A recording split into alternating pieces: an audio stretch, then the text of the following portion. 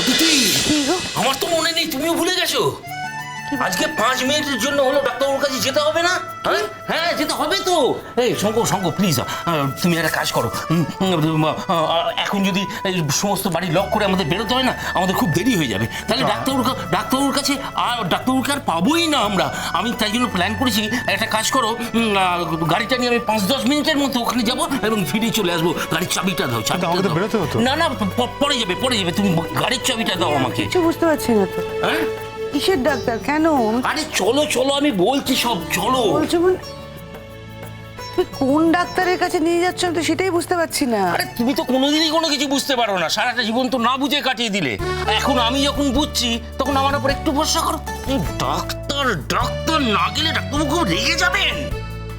তোমরা কোন ডাক্তারের কাছে একটু বলবে? আরে এই ডাক্তারের ওষুধ খেয়ে তো তোমার মায়ের কিচ্ছু হচ্ছে না। আমি তো একদম ফেড আপ হয়ে গেছি। তাই জন্য আমার আর এক পরিচিত ডাক্তার আছে, ওই লেকের ওখানে চেম্বার, তার কাছে নিয়ে যাবো। আর ডাক্তারবাবু শুধুমাত্র আজকে আমিই যাচ্ছি বলে উনি আসছেন, নইলে উনার খুব ইম্পর্টেন্ট মিটিং আছে একটা। তোমার মাকে, আরে এত কথা বলার আমার সময় নেই, আমি পরে তোমাকে সব বলবো। একটা কথা বলো, তুমি কখন অ্যাপয়েন্টমেন্ট নিলে, কখন ফোন করলাম? অত কিছু তোমার জানার দরকার নেই মর। তুমি কিন্তু এখান থেকে যাবে না, এখানে বসে থাকবে, মিষ্টি খাবে, তারপর যাবে। স্যার আমি এতক্ষণ থাকতে পারবো? চুপ একদম। আমরা বলেছি না 10 মিনিটের মধ্যে ফিরে আসবো। একদম কোথাও যাবে না, একদম বাড়াবাড়ি করবে না। আমি কিন্তু তোমার স্যারেরও স্যার, এটা মনে রেখো। আমি না আসা পর্যন্ত যাবে না, 10 মিনিটের মধ্যে ফিরে আসবো। আরে তুমি চুপ করে দাঁড়িয়ে আছো কেন? ডাক্তারবাবু চলে যাবে না? এসো তাড়াতাড়ি, আরে তাড়াতাড়ি এসো।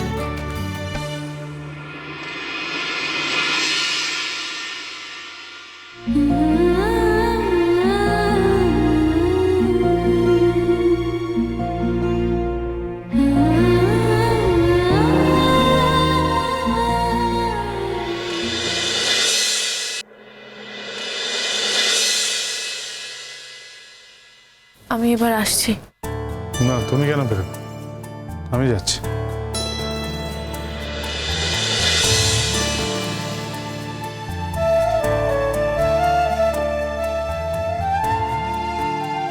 স্যার এটা আপনার বাড়ি, আপনারই তো থাকার কথা, আমার তো নয়। আমি তো শুধু দেখা করতে এসেছিলাম। আমার কাজ হয়ে গেছে, এবার আমি আসছি। মোর, প্রথমত এটা আমার বাড়ি নয়, দ্বিতীয়ত আমি এখানে থাকতে আসিনি। বাবা মা তো কিছুক্ষণের জন্য বাইরে গেছে, বললেন তো এক্ষুনি চলে আসবেন। তোমাকে থাকতে বলে গেছে। তুমি এতদিন এখানে থেকেছো, তুমি 10 মিনিট থাকতে পারছো না? স্যার আর ম্যাম তো আপনাকেও থাকতে বলেছেন, তো আপনি থাকছেন না। আমি আসা মাত্রই আপনি উঠে দিতে চাইছিলেন। আসলে আমি এসেছি বলেই আপনি উঠে দিতে চাইছিলেন। আর সেটা জানার পরেও আমি কি করে... কে বলেছে তোমাকে? তুমি নিজের মনের কথা জবরদস্তি বসিয়ে দিতে চাইছো। বসো, কিন্তু সেটা তুমি নিজের মনের ভেতর রাখো, আমাকে বলতে এসো না। আচ্ছা ঠিক আছে, বেশ। আমাকে আর প্লিজ ভুল বুঝবেন না। আপনি যা বলেছেন সেটাই ঠিক। বলছিলাম, সেদিন তো আমার প্রণাম নিলেন না। আজকে যদি আমি আপনাকে প্রণাম করি, আমার প্রণাম নেবেন? আমি এত প্রণম্য মানুষ নয়। যারা এত প্রণম্য তাদেরকে গিয়ে প্রণাম করো, আমাকে নয়। স্যার কে আমার কাছে প্রণাম্য সেটা আমিই ঠিক করব। আমি তো প্রণম্য হয়ে গেলাম কবে থেকে? আমি তো একজন ট্রেটার, একজন খারাপ মানুষ।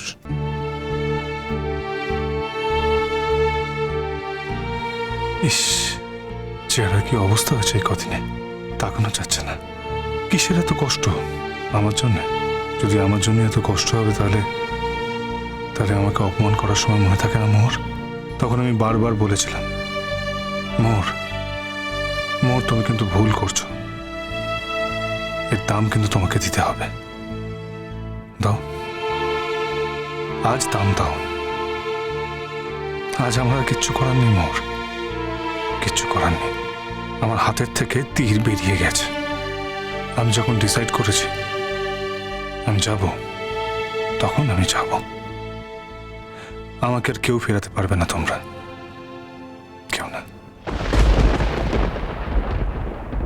ঈশ্বরের সামনে দাঁড়িয়ে আপনি আমাকে অর্ধেক বিয়ে করেছিলেন। অন্তত পুরোহিত মশাই তাই বলেছিলেন। আপনি তখন প্রতিবাদ করেননি স্যার। আপনি তো ঠাকুর মশাইকে বলেছিলেন, আশীর্বাদ চেয়েছিলেন যাতে আপনি আমাকে সারা জীবন সুখে রাখতে পারেন। বলুন, চাননি আশীর্বাদ? আর এখন আপনি সব কথা ভুলে গেলেন স্যার, সব ভুলে গেলেন। একটা দিনের ব্যবহারে আপনি সব ভুলে গেলেন। এরকম অনেক খারাপ ব্যবহার তো আপনি আমার সঙ্গে করেছেন, আমি তো সেগুলো মনে ধরে রাখিনি sir.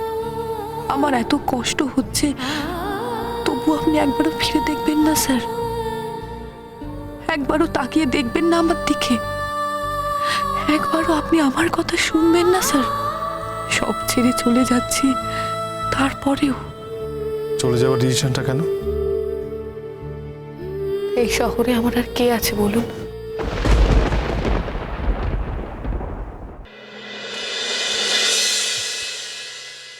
I am quite surprise. Mohor, কে নেই তোমার এই শহরে? তুমি বলো। তোমার ম্যাম আছেন, তোমার আদি স্যার আছেন, সব থেকে বড় কথা এসিপি স্যার আছেন। কেউ যদি থাকতো তাহলে কি আমি এই শহর ছেড়ে যেতে পারতাম স্যার? আর যখন বুঝলাম আর কেউ নেই, তখন আমি ফিরে যাওয়ার সিদ্ধান্তটাই নিলাম স্যার।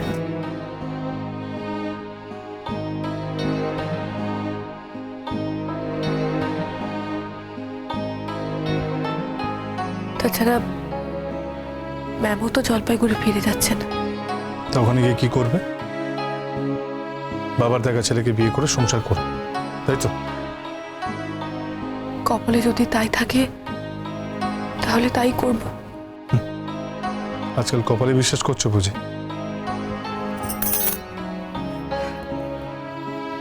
কপালে বিশ্বাস করতেই হচ্ছে স্যার, তা না হলে এত বিপর্যয় আমার জীবনে কেন ঘনিয়ে এলো বলুন? কিসের বিপর্যয় তোমার জীবনে?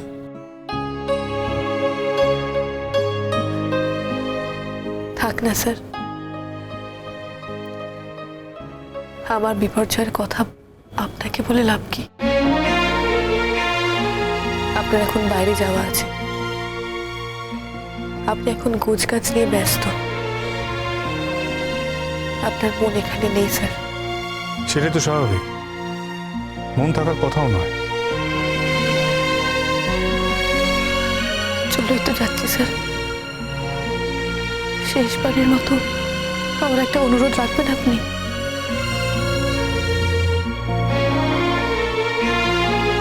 কি অনুরোধ বলো? আমাকে একবার প্রণাম করার সুযোগ দিন স্যার। হঠাৎ আমি তো প্রণাম হয়ে গেলাম তোমার কাছে কি করে?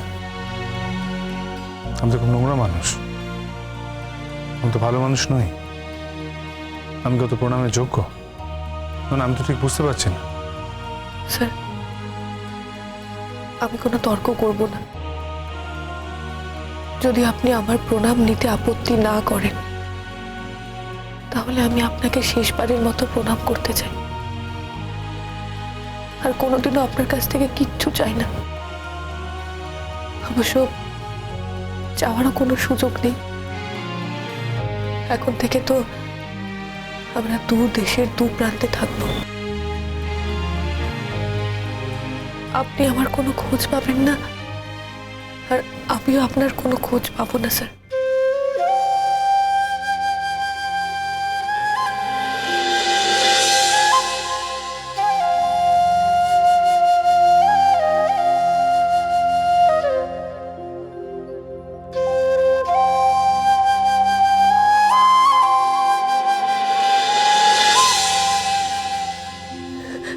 স্যার, আমায় ক্ষমা করে দিন, প্লিজ আমায় ক্ষমা করে দিন। এই কষ্ট আমি সহ্য করতে পারছি না, প্লিজ আমাকে ক্ষমা করে দিন। ক্ষমা করে দিন। আচ্ছা মোহর, উঠে দাঁড়াও। মোহর, মোহর, তোমাকে এসব মানায় না। তুমি তো কোনো অন্যায় করোনি যে তোমাকে ক্ষমা করতে হবে। উঠে দাঁড়াও, উঠে দাঁড়াও মোহর। স্ট্যান্ড আপ, ওঠো।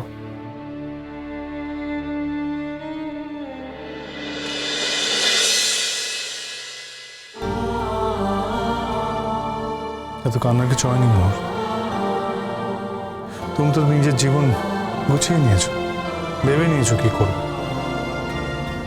তুমি এখান থেকে জলপাইগুড়ি যাবে, তোমার বাবার কাছে ক্ষমা চাইবে, যে ছেলেটির সাথে তোমার বিয়ে হওয়ার কথা ছিল তার সাথে তুমি বিয়ে করবে, অথবা তোমার বাবা অন্য কোনো ছেলে দেখবেন, যাকেই দেখবেন তার সাথে বিয়ে করে তুমি জলপাইগুড়িতেই সংসার পাবে।